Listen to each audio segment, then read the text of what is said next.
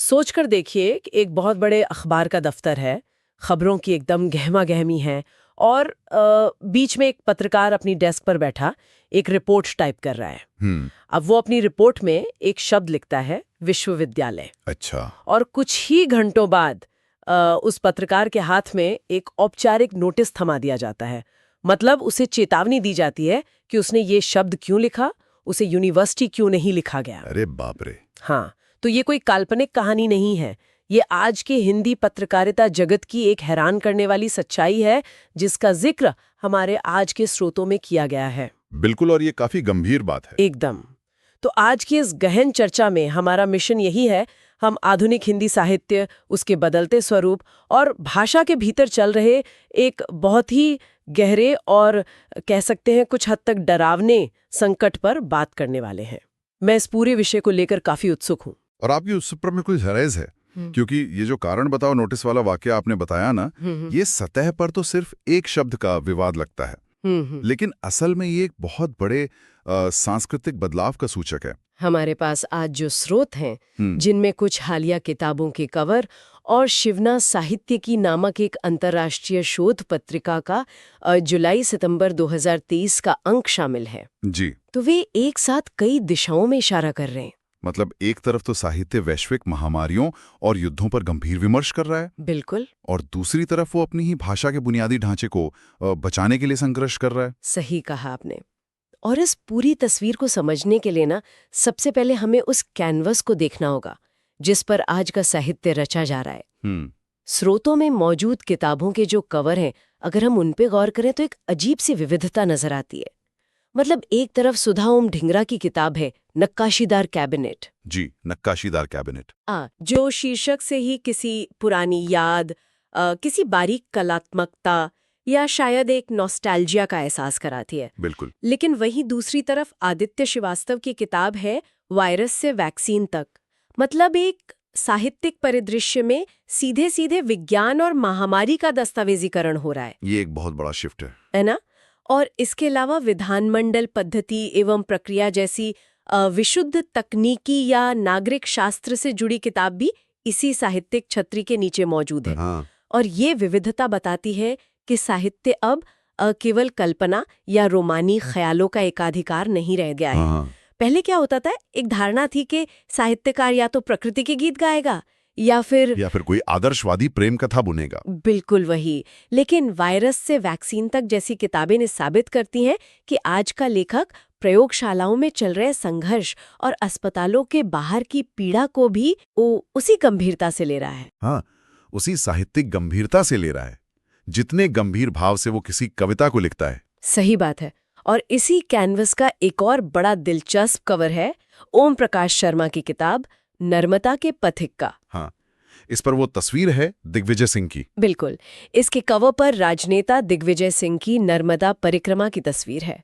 तो अब यहाँ मेरे मन में एक सवाल उठता है। जी बताएं। क्या साहित्य अब सीधे तौर पर राजनीतिक चेहरों की आध्यात्मिक या सामाजिक यात्राओं को भी अपना मुख्य विषय बना रहा है? देखिए, राजनीति और साहित्य का जो रिश्ता है ना, वो हमेशा से काफी जटिल रहा है।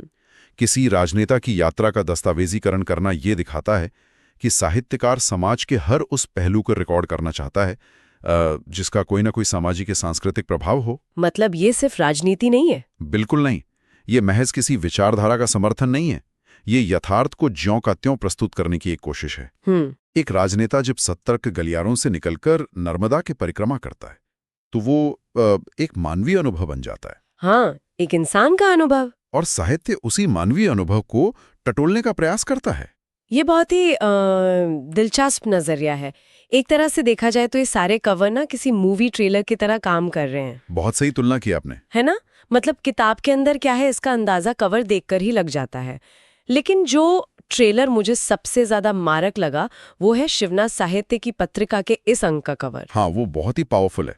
इसके मुख्य पृष्ठ पर ही अशोक कुमार पांडे की एक कविता की पंक्ति छपी है, राजा भी मरेगा एक दिन। मतलब ये पंक्ति सीधे तौर पर सत्ता के अहंकार पर चोट करती है। बिल्कुल। और इस कविता का जो मनोवैज्ञानिक पहलू है वो बहुत गहरा है। वो कैसे?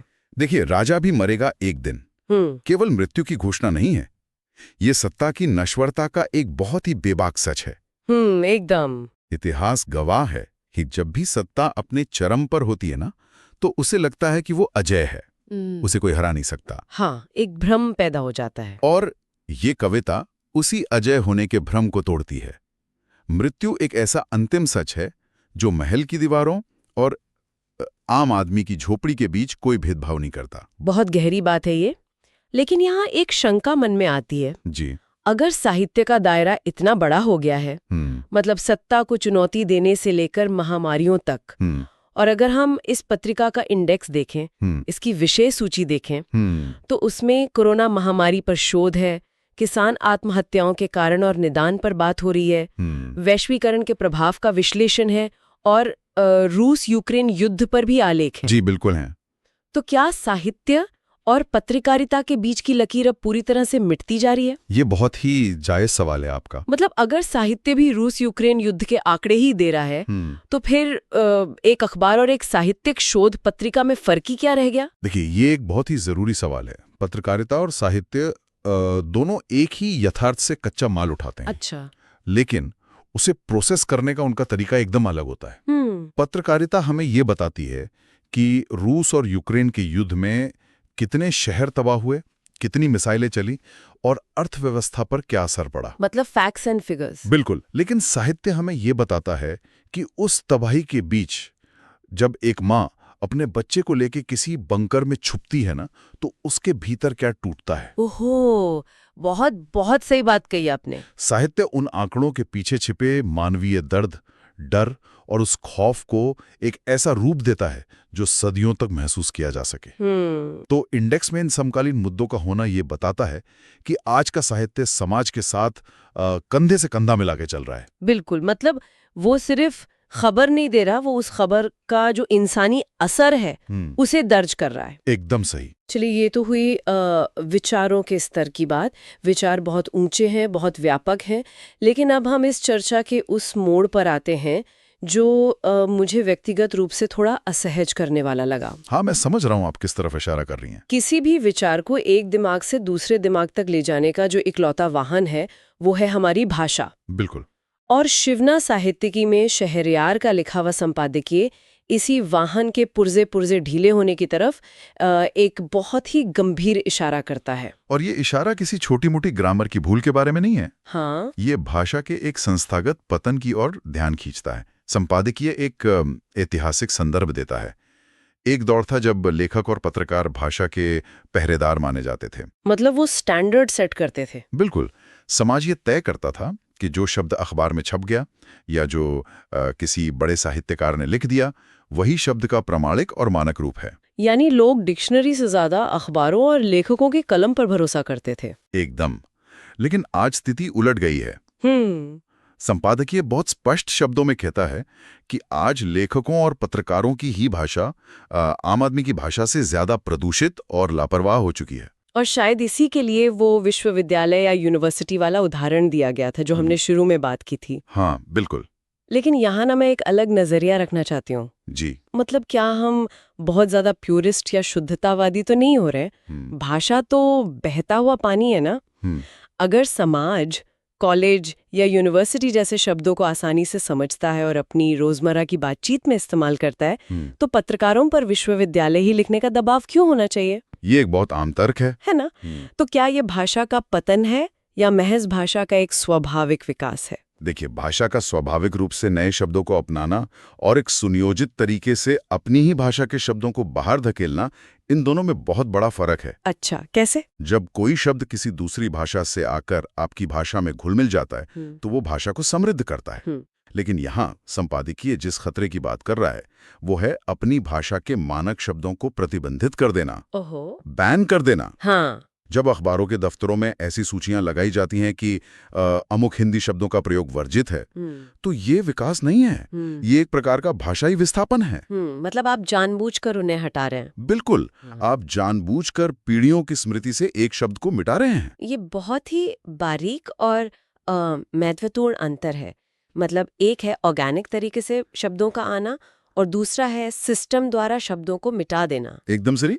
लेकिन अगर हम देखें तो संपादकीय सिर्फ इस बाहर से थोपे जा रहे बदलाव तक ही सीमित नहीं है। नहीं, वो और भी गहरी बात करता है। असली चिंता तो उस लापरवाही की है जो खुद लेखकों के भीतर घर कर रही है। वर्तनी यानी स्पेलिंग की ऐसी गलतियां जो किसी को भी हैरान कर दे। बिल्कुल। मतलब संपादकीय बताता है कि आज के लेखकों को अ और यानी एंड और यानी टुवर्ड्स इसके बीच का अंतर ही स्पष्ट नहीं है। वे मैं की जगह में लिख रहे हैं। और ये सिर्फ कुछ मात्राओं की गड़बड़ी नहीं है। अगर कोई लेखक और का अंतर भूल जाता है तो वो वाक्य की पूरी दिशा ही बदल देता है। अर्थ का अनर्थ हो जाता है। बिल्कुल। एक योजक है और दूसरा दिशा सूचक। जब विचारों को व्यक्त करने वाले ये बुनियादी उपकरण ही कुंद हो जाएंगे तो कोई लेखक किसी जटिल दार्शनिक विचार को कैसे संप्रेषित करेगा? ये तो सोचने वाली बात है। और बात जब चंद्रबिंदु और बिंदु यानी अनुनासिक और अनुस्वार की आती है तो स्थिति और भी चिंताजनक हो जाती है। वो भूकंप वाला उदाहरण। हाँ, भूकंप शब्द का उदाहरण जो संपादकीय में दिया गया है उसे एक ही रचना में लेखक 3 अलग-अलग तरीकों से लिखता है। बाप रे। ये कोई रचनात्मक आजादी नहीं है, ये विशुद्ध लापरवाही है। सही कहा। और इस पूरी घटना के पीछे ना मुझे एक बहुत बड़ा मनोवैज्ञानिक कारण नजर आता है। जी, वो क्या? मतलब क्या ऐसा नहीं है कि इस सब के लिए कहीं ना कहीं हमारी तकनीक जिम्मेदार है? तकनीक कैसे? देखिए, एक समय था जब लेखक कलम से कागज पर एक एक शब्द उकेरता था। जब आप हाथ से लिखते हैं तो आपका दिमाग शब्द की पूरी बनावट, उसकी मात्राओं और उसके बिंदु, चंद्र बिंदु के प्रति बहुत सजग रहता है। ये बात तो है। लेकिन आज हम कीबोर्ड पर उंगलियां दौड़ाते हैं। हमारे पास ऑटो करेक्ट की सुविधा है। हमने सही स्पेलिंग याद रखने का पूरा काम उस लाल रंग की अंडरलाइन के भरोसे छोड़ दिया है जो गलत टाइप करने पर स्क्रीन पर उभर आती है। बहुत सही पॉइंट पकड़ा आपने।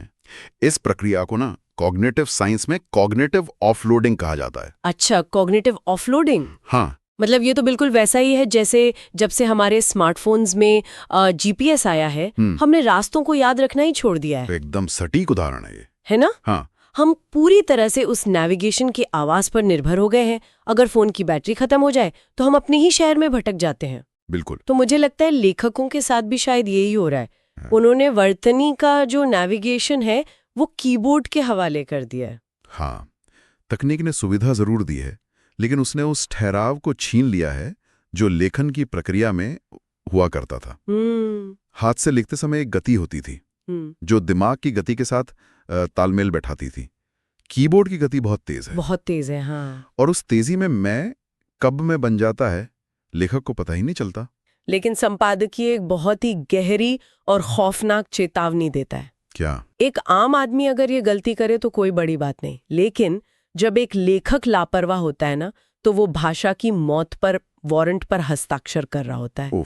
क्योंकि पाठक तो उसी को सही मान लेगा जो छपकर आया है। बिल्कुल। लेखक भाषा का कस्टोडियन होता है, उसका रक्षक होता है। अगर रक्षक ही अपनी जिम्मेदारी भूल जाएगा तो आने वाली पीढ़ियों तक वो भाषा किस रूप में पहुंचेगी इसका अंदाजा लगाना मुश्किल नहीं है। ये तो सच में काफी डरावना है। चलिए भाषा के इस भारी भरकम, गहरे और थोड़े डरावने संकट से अब हम चर्चा के एक ऐसे हिस्से की तरफ मुड़ते हैं जो साहित्य जगत का एक बिल्कुल ही अलग यथार्थ दिखाता है। जी। मतलब हमने ऊंचे ऊंचे विमर्शों की बात कर ली, भाषा के पतन पर चिंता जता ली, लेकिन इन सब के बीच उस इंसान का क्या जो ये सब रच रहा है? मतलब लेखक। हाँ, लेखक। स्रोतों में काजल कुमार के कुछ व्यंग्य चित्र यानी कार्टून्स शामिल हैं जो एक लेखक के असल जीवन की विडंबनाओं को बहुत ही चुटीले और हास्यपूर्ण तरीके से सामने रखते हैं। मुझे लगता है ये कार्टून इस पूरी चर्चा का सबसे दिलचस्प और सबसे जमीनी हिस्सा है। बिल्कुल। बाहर से देखने पर ना साहित्य की दुनिया एक बहुत ही गंभीर, बौद्धिक और आदर्शवादी दुनिया लगती है जहां लोग दुनिया को बदलने की बातें कर रहे हैं। लेकिन काजल कुमार के व्यंग्य चित्र हमें बताते हैं कि एक लेखक का यथार्थ कितनी छोटी-छोटी और मानवीय उलझनों से बुना हुआ है। सही कहा। अब पहले कार्टून को ही ले लीजिए। इसमें एक महिला बहुत ही परेशान और तनाव में बैठी है। हाँ। उसके चेहरे के भाव ऐसे हैं जैसे वो दुनिया के किसी बहुत बड़े संकट का हल निकालने की कोशिश कर रहे हो। और वो कहती क्या है? क्या कहती है? वो कहती है, बहुत दुखी हूं, समझ नहीं आ रहा कि कविता लिखूं या उपन्यास ही शुरू कर दूं। ये बहुत ही मजेदार है ना? मतलब दुनिया को हमेशा ये लगता है कि लेखक किसी ईश्वरीय प्रेरणा के अधीन होकर लिखता है। हाँ, जैसे रातों रात उसके दिमाग में कोई बिजली कौंधती होगी। बिल्कुल, और कोई महान रचना जन्म लेती होगी। लेकिन यहाँ तो ओह रचना की शुरुआत ही इस कंफ्यूजन से हो रही है कि आखिर लिखा क्या जाए। ये चित्र उस मिथक को बहुत अच्छे से तोड़ता है कि सृजन हमेशा एक दैवी या स्पष्ट प्रक्रिया है। कई बार ये सिर्फ एक चुनाव की उलझन होती है। ये उस दबाव को भी दिखाता है जो एक लेखक खुद पर महसूस करता है। कुछ बड़ा रचने का दबाव। बिल्कुल। जिसके चक्कर में वो तय ही नहीं कर पाता कि शुरुआत कहाँ से की जाए। और एक बार जब लेखक तय कर लेता है, लिख भी लेता है, तो उसके सामने आता है दूसरा सबसे बड़ा संकट, प्रकाशक तक पहुंचना। हाँ, प्रकाशक तक पहुंचना और रिजेक्शन से बचना। दूसरे कार्टून में एक लेखक अपनी रचना छपने की एक बहुत ही अनोखी और हास्यास्पद तरकीब बता रहा है। ये वाला कार्टून मेरा पसंदीदा है। वो कहता है, मेरी कोई रचना किसी पत्र पत्रिका से वापस नहीं आती क्योंकि मैं टिकट लगा लिफाफा साथ भेजता ही नहीं। ये कार्टून बहुत ही तीखा और सटीक है। मतलब क्या जुगाड़ है। बिल्कुल जुगाड़ है। जो लोग प्रकाशन की पुरानी दुनिया को जानते हैं ना, उन्हें पता होगा कि प्रकाशक रचना अस्वीकृत होने पर उसे वापस भेजने के लिए लेखक से ही वापसी का डाक टिकट मांगते थे। हाँ। इस कार्टून में लेखक ने अपनी रचना को रिजेक्शन से बचाने के लिए एक बहुत ही विचित्र जुगाड़ निकाला है। उसने टिकट ही नहीं भेजा। कम से कम उसे लौटकर आने वाली रचना को देखकर जो पीड़ा होती है उससे तो वो बच ही गया। सही बात है। ये उस हताशा और किसी भी कीमत पर अपनी रचना को बचाए रखने की जिद को दिखाता है। बिल्कुल। लेकिन मान लीजिए लेखक ने कंफ्यूजन भी दूर कर लिया, जुगाड़ लगा के अपनी किताब छपवा भी ली। उसके बाद आता है अंतिम और सबसे कड़वा सच, जिसे तीसरा कार्टून उजागर करता है। हाँ, सेल्स का मामला। इसमें एक पत्नी अपने पति से शिकायत कर रही है, तुम्हारे इतने रिश्तेदारों का फायदा क्या, मेरी कविताओं की किताब तो कोई खरीदता नहीं। ये शायद हर उस लेखक की दुखती रग है जिसने कभी अपने पैसे लगाकर या बहुत मेहनत से किताब छपवाई हो। एक तरफ लेखक रूस यूक्रेन युद्ध पर लिख रहा है, समाज को दिशा दे रहा है। हाँ। और दूसरी तरफ उसकी अपनी किताब की बिक्री का ये हाल है कि उसे अपने रिश्तेदारों से उम्मीद लगानी पड़ रही है कि कोई तो खरीद लो। हाँ। ये कार्टून साहित्य के उस भारी भरकम बौद्धिक आभामंडल को एकदम जमीन पर पटक देता है। बिल्कुल। और यहाँ स्रोतों में मौजूद एक और संदर्भ मुझे बहुत प्रासंगिक लग रहा है। शिवनाथ साहित्यिकी की विषय सूची में सूर्यकांत नागर का एक निबंध है, और सृजना का मांगल्य। जी। हम भारतीय समाज में सृजन या क्रिएटिविटी को बहुत पवित्र, मांगल्य और उच्च दर्जे की चीज मानते हैं, जैसे कोई अनुष्ठान हो रहा हो। मानते हैं। लेकिन ये तीनों व्यंग्य चित्र बताते हैं कि इस तथाकथित पवित्र सृजन के पीछे एक बहुत ही व्यवहारिक, थका देने वाला और कई बार हास्यास्पद संघर्ष चलता रहता है। देखिए, दोनों ही बातें अपनी जगह सच हैं। सृजन मांगल्य है क्योंकि वो समाज को एक दिशा देता है, उसे उसके अंधकार से बाहर निकालता है। सही बात है। लेकिन जो इंसान वो सृजन कर रहा है वो उसी समाज का हिस्सा है जहां किताबें बिकती नहीं हैं, जहां रिश्तेदारों के ताने सुनने पड़ते हैं। बिल्कुल। और जहां रचना छपाने के लिए तरह तरह के जुगाड़ करने पड़ते हैं। काजल कुमार के ये व्यंग्य चित्र असल में साहित्य के आदर्शवाद और उसके इस खोखलेपन के बीच का एक बहुत ही शानदार पुल बनाते हैं। एकदम सही कहा आपने। आज की इस पूरी चर्चा में हमने एक बहुत ही लंबा और दिलचस्प सफर तय किया है। जी बिल्कुल। हमने उन किताबों के कवर्स को देखा जो ये साबित करते हैं कि आज का साहित्य केवल अतीत की यादों में नहीं खोया है, बल्कि वो विज्ञान, महामारी और वैश्विक कूटनीति जैसे विषयों से सीधे टकरा रहा है। और हमने पत्रिका के माध्यम से भाषा के उस गहरे संकट को भी समझने की कोशिश की। हाँ, वो बहुत जरूरी हिस्सा था। जहां व्यवस्था जानबूझकर शब्दों को बाहर कर रही है और लेखक अपनी लापरवाही और शायद तकनीक पर जरूरत से ज्यादा निर्भरता के कारण अपनी ही भाषा के ढांचे को कमजोर कर रहे हैं। बिल्कुल। और अंत में हमने व्यंग्य चित्रों के जरिए उस बौद्धिक आवरण को हटाकर एक लेखक की रोजमर्रा की हताशा और उसके कॉमिक संघर्ष को भी देखा। शुरुआत में हमने बात की थी कि साहित्य समाज का आईना होता है। एक लेखक हमेशा समाज की कमियों, उसकी सफलताओं और उसके यथार्थ को आईना दिखाता है। सही बात है। लेकिन आज हमने जिन स्रोतों का विश्लेषण किया, खासकर वो भाषा पर लिखा गया संपादकीय और काजल कुमार के कार्टून, उन्होंने खुद लेखकों के सामने ही एक बड़ा सा आईना रख दिया है। बिल्कुल रख दिया। लेकिन इस पूरी तस्वीर को देखने के बाद ना एक ऐसा विचार मन में कौंधता है जिसे अनदेखा नहीं किया जा सकता। वो क्या? अगर हम मान लें कि तकनीक के कारण या उस कॉग्निटिव ऑफलोडिंग के कारण या महज लापरवाही के कारण भाषा का ये ढांचा ऐसे ही टूटता रहा। अगर और का फर्क हमेशा के लिए मिट गया, अगर हमारी वर्तनी ऐसे ही अपना स्वरूप बदलती रही, तो क्या आज से 50 या 100 साल बाद जो पीढ़ी आएगी वो आज के साहित्य को समझ भी पाएगी? ये एक बहुत ही डराने वाला सवाल है। क्या हम अनजाने में अपनी ही भाषा के इतिहास से, अपने ही बनाए गए उन अर्थों से एक संपर्क खोते जा रहे हैं जो सदियों से इस सभ्यता को जोड़े हुए थे? जब भाषा अपने अर्थ खो देती है तो क्या वो समाज अपनी स्मृति नहीं खो देता? बिल्कुल खो देता है। ये एक ऐसा सवाल है जो सिर्फ ग्रामर की किताबों तक सीमित नहीं है, बल्कि उस हर इंसान के वजूद से जुड़ा है जो कुछ महसूस करता है और उसे शब्दों में ढालना चाहता है। सोचने वाली बात है। बिल्कुल। तो इन अनसुलझे सवालों और विचारों के साथ आज की ये चर्चा यहीं समाप्त होती है। ये वाकई सोचने का विषय है कि हम अपनी भाषा को किस दिशा में ले जा रहे हैं।